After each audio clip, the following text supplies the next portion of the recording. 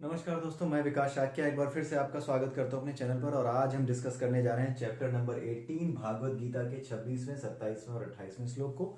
ये तीनों श्लोक लॉजिकली कनेक्टेड हैं, इसलिए इन तीनों को मैं एक साथ कवर कर रहा हूं। And again I would like to say कि आप 26वें 27वें और 28वें श्लोक को एक बार किसी भी भागवत गीता की बुक में या फिर कोई भी बुक हो आपके पास या ऑनलाइन सोर्स से आप एक बार जाकर देख लें कि उसमें क्या लिखा हुआ है। और उसके बाद आप उसके संस्कृत के अनुवाद को पढ़ करके उसकी मीनिंग निकाल करके उसको समझने के बाद फिर आप मेरा ये वीडियो देखें और देखें कि वो जो वहां समझाया गया है वही मैं यहाँ समझा रहा हूँ या नहीं। ठीक है, किसी पर भी आंख मूंद कर भरोसा करने की जरूरत नहीं है। आप अलग अलग स्रोतों से देख लीजिए, कोई बात नहीं। लेकिन वो आदत जो आजकल लोगों में बनी हुई है कि गीता को उठाया भी नहीं है लेकिन ऐसे बताएंगे जैसे गीता ने तो सत्यानाश मार दिया, आज ही जला दो, आज ही खत्म कर दो, हिंदू तो नाम ही भूल जाओ, सनातन तो नाम ही भूल जाओ। ऐसे मूर्खों से दूर रहिए और ऐसे मूर्खों की तरह मत बनिए।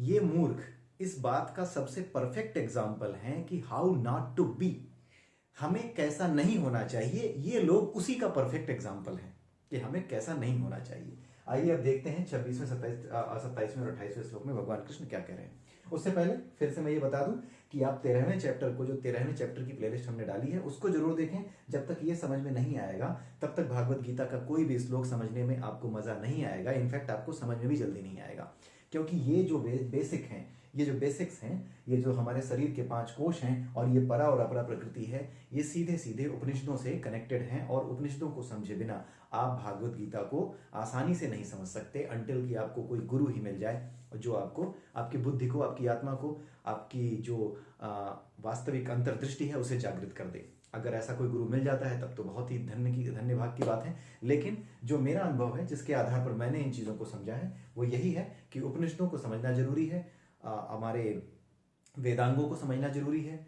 वेदांग वो हैं जो वेदों का व्याकरण है, वेदों की व्याख्या है, वेदों को कैसे समझा जाए, मेटाफर्स क्या होते हैं उसके बारे में लिखा हुआ है।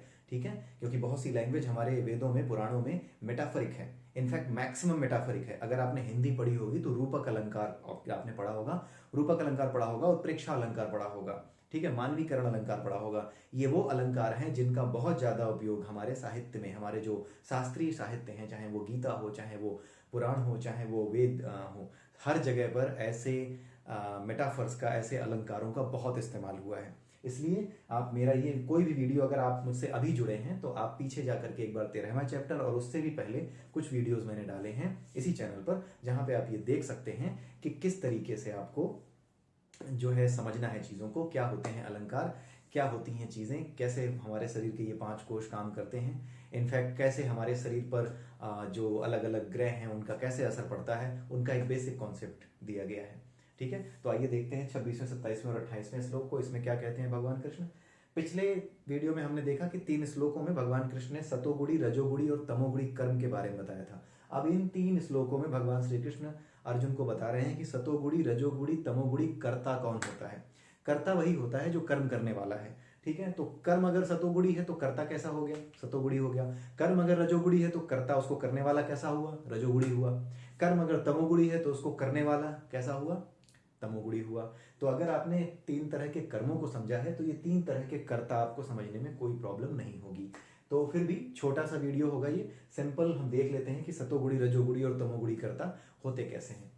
तो जो सतोगुणी कर्ता होता है वो अहंकार रहित होता है, उसे अहंकार नहीं हो सकता क्योंकि वो किसी चीज से बंधा नहीं है, ना मिथ्या अहंकार से कि मेरे को 10 लोग जानते होंगे, मैं कोई काम करूंगा तो 4 लोगों में मेरा नाम होगा। ये झूठा अहंकार भी उसके अंदर नहीं है। रुपए पैसे का लालच जैसी कोई चीज नहीं है, केवल अपना कर्तव्य समझ करके धन कमा रहा है, बहुत सा धन कमा रहा है लेकिन उसमें आसक्त नहीं है। ठीक है, सतोगुणी व्यक्ति के बारे में मैंने बताया था, उसी के आधार पर आप समझ लीजिए। संकल्प के साथ, संकल्प का मतलब इच्छा नहीं होता, संकल्प का मतलब होता है योजनाबद्ध तरीके से काम करना और इरादों में मजबूत रहना। एक होती है इच्छा, एक होता है इरादा।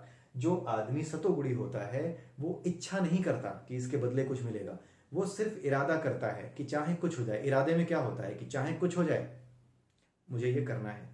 तो जो आदमी किसी इच्छा से, किसी डर से बंधा हुआ नहीं है कि इसके बदले कुछ मिलेगा कि नहीं मिलेगा, उसने इरादा कर लिया है कि अब तो ये करना है। कई बार ऐसा हो जाता है ना कि अब चाहे जान जाए, अब तो ये हमारे आत्मसम्मान की लड़ाई है, इसको लड़ना है, इसको कहते हैं इरादा।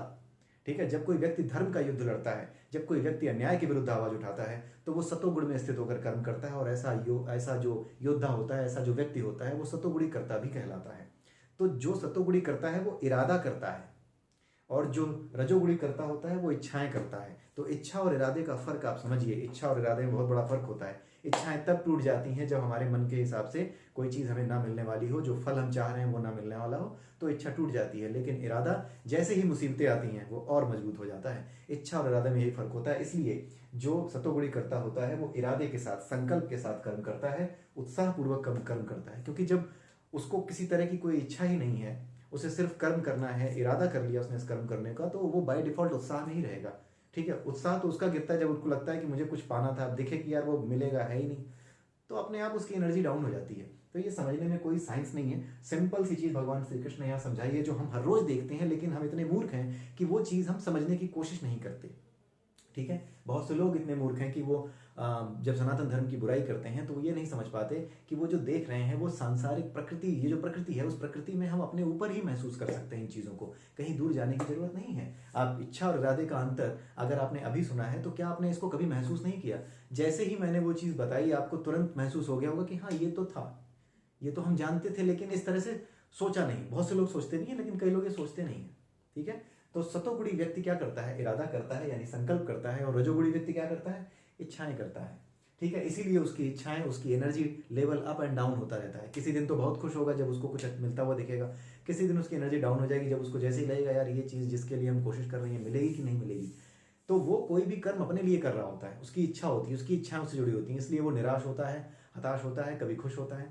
लेकिन जो व्यक्ति अपने कर्म समाज को दे देता है, उसको कुछ लेना ही नहीं है, सिर्फ और सिर्फ अपना कर्म करना है, जो काम उसे मिला है, अपना कर्तव्य उसे करना है, उसको कहाँ किसी चीज़ की चिंता होनी है। वो तो उत्साहपूर्वक ही कर्म करेगा, उसका उत्साह हमेशा एक जैसा रहेगा। इसीलिए यहाँ लिखा है कि सफलता और असफलता में वो अविचलित रहता है। सात्विक कर्ता के बारे में ही लिखा है कि सफलता और असफलता दोनों में अविचलित रहता है। इस तरह के कर्ता को क्या कहा जाता है? सात्विक कर्ता कहा जाता है। अब राजसी कर्ता, इसको भी समझना आसान है। कर्म फल की इच्छा के साथ काम करेगा, आसक्त होकर काम करेगा, समझने की जरूरत नहीं है ज़्यादा।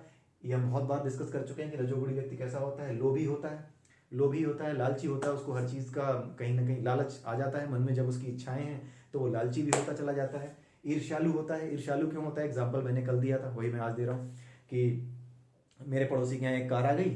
ठीक है, वो कार थोड़ी सी सस्ती सी दिख रही है, मुझे मेरे मन में आ रहा है कि ये कार तो ले ली इसने, अब इससे भी महंगी कार ला करके मैं अपने सामने, घर के सामने खड़ी करूंगा, तो वो उससे जलन हो रही है इससे। या फिर कहीं किसी कंपनी में काम कर रहे थे, कोई एक आदमी था वो ऑन साइड चला गया, एम्प्लॉय बाहर चला गया, यूएस चला गया, यूके चला गया, मैं बैठा रह गया, तो मैं चिढ़ रहा हूँ उससे। कल तक मेरा दोस्त था, आज पता लगा तो आज मैं उससे अच्छे से बात नहीं कर रहा हूँ, उससे जलन हो रही है।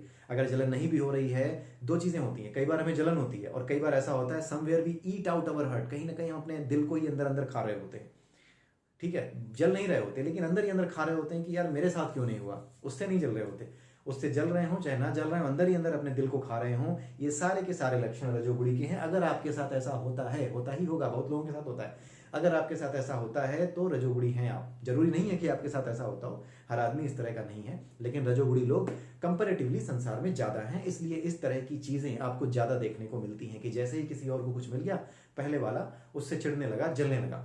ठीक है, तो ऐसा व्यक्ति किस तरह से काम करता है? सुख और दुख से विचलित होता है, क्योंकि जैसे ही उसको उसकी मन की चीजें मिलेंगी वो सुखी हो जाएगा, नहीं मिलेंगी वो दुखी हो जाएगा, तो विचलित होता है इन चीजों से, बदल जाता है इसका व्यवहार, और ये अपवित्र होता है। ऐसे काम जो करेगा ये अपवित्र काम ही तो है। अपने दिमाग को हमेशा बंधा हुआ रखना, ईर्ष्या में रखना, इस तरह से सोचना कि उसको ये क्यों मिल गया, मुझे क्यों नहीं मिला। ठीक है, किसी के दुख से, किसी के सुख, अपने दुख से ज्यादा दूसरों के सुख से दुखी होना, ये सारे अपवित्र कर्म ही तो हैं, यही करते हैं लोग। लेकिन फिर भी वो जान नहीं पाते कि वो किस तरह का कर्म कर रहे हैं। ऐसे कर्म को रजोगुणी कर्म कहा जाता है, और भागवत गीता के हिसाब से आप रजोगुणी हैं अगर आप ऐसा कर्म करते हैं। और रजोगुणी कर्म की कहीं पर भी संस्तुति नहीं की गई है, और साथ में रजोगुणी आदमी के साथ क्या होता है ये बता दिया गया है। इसलिए आपको खुद समझना है कि अगर शास्त्रों में, यानी हमारे जो भगवान जी की आईपीसी है, भगवान जी जैसे हमारा आईपीसी है इंडियन पिनल कोड, वैसे भगवान जी की भी एक इंडियन पिनल कोड आप समझ लो। ठीक है, डब्ल्यूपीसी कह सकते हो उसे, वर्ल्ड पिनल कोड। उसके हिसाब से जो आप जैसे कर्म करोगे, रजोगुणी होगे तो क्या होगा, तमोगुणी होगे तो क्या होगा, सतोगुणी होगे तो क्या होगा, वो सारे रूल्स यहाँ लिखे हुए हैं। ठीक है, शास्त्रों में ये समझाए गए हैं, तो वो सारी चीजें बताई गई हैं। जो चीज आपको नीचे गिराए ऑब्वियसली आप वो नहीं करना चाहोगे, तो आपकी मर्जी है। आप रजोगुण में रहना चाहते हैं तो रहिए, और क्या होगा रजोगुण में रहने पर वो पहले समझाया जा चुका है 13वें चैप्टर में, 14वें चैप्टर में। ठीक है, ये था रजोगुणी व्यक्ति, रजोगुणी कर्ता। अब देखते हैं तमोगुणी कर्ता। इसके बारे में कुछ कहना ही नहीं। हमेशा दूसरों से जल करके अपनी किसी इच्छा को पूरा करने के लिए कहीं किसी की सुपारी लेकर कत्ल कर दिया, ठीक है। अपनी इच्छा को पूरा करने के लिए कहीं कोई अकेले मिल गया, कोई लड़की मिल गई, कोई स्त्री मिल गई, उसके साथ दुराचार कर दिया। इस तरह की अपनी इच्छाओं के लिए ही जीने वाला, दारू मुर्गा बस ला दो, 2-4 बोतल वोद का काम मेरा रोज का, इस तरह की चीजें जो है अपना जो अगर जिसने करना शुरू कर दिया, इस तरह का व्यक्ति केवल अपनी इच्छाओं के लिए जीता है, बिल्कुल मदहोश रहना चाहता है, ठीक है। आनंद उसे भी चाहिए, लेकिन वो इस आनंदमय कोष की ओर आने की बजाय वो शराब, दारू और नशे में इसमें रहता है। केवल अपनी इच्छाओं को पूरा करने के लिए जो भी चीज उसे मिल गई, जो भी इसकी इंद्रियों को संतुष्ट कर सके, अच्छा स्वाद, अच्छी स्त्री, दुराचारी व्याभिचारी स्त्री, कहीं वो वैश्यालय में जा रहा है, कहीं कहीं जा रहा है, तो इस तरह के जो कर्म करने वाला करता है, किसी को भी जान से जो मार दे अपनी सनक के हिसाब से, अपनी सनक को पूरा करने के लिए, ठीक है, ऐसा करता कैसा होता है? तामसी करता होता है। ये हमेशा आलसी दिखाई देगा, ठीक है। ये हमेशा खिन्न यानी दुखी दिखाई देगा, हमेशा दूसरों से परेशान, खिन्न, रास्ते में चलेगा तो कोई उसकी गाड़ी के आगे आ गया तो बस उसका मन करता है ऐसे गोली मार दूं, ठीक है। इस तरह का जो करता होता है, इस तरह के जो लोग होते हैं तामसी लोग होते हैं। बहुत ज्यादा भौतिकतावादी होता है, यानी मेटलिस्टिक बहुत ज्यादा होता है। एक होते हैं रजोगुड़ी, वो मेटलिज्म के लिए कोशिश करते हैं, अपने शरीर को तकलीफ देते हैं, मेहनत करते हैं, लेकिन ये क्या करता है? छीन लेता है, मार मार के छीन लेता है। ये तमोगुड़ी करता होता है, हठी होता है, जिद करने वाला होता है कि नहीं ये चाहिए, नहीं मेरे कैसे लोग मारेंगे, अभी मार के छीन लेगा। तो ये हठी होता है, कपटी होता है, किसी भी तरह का छल कपट करने से नहीं डरता, ठीक है। दूसरों का अपमान करने वाला होता है। क्यों?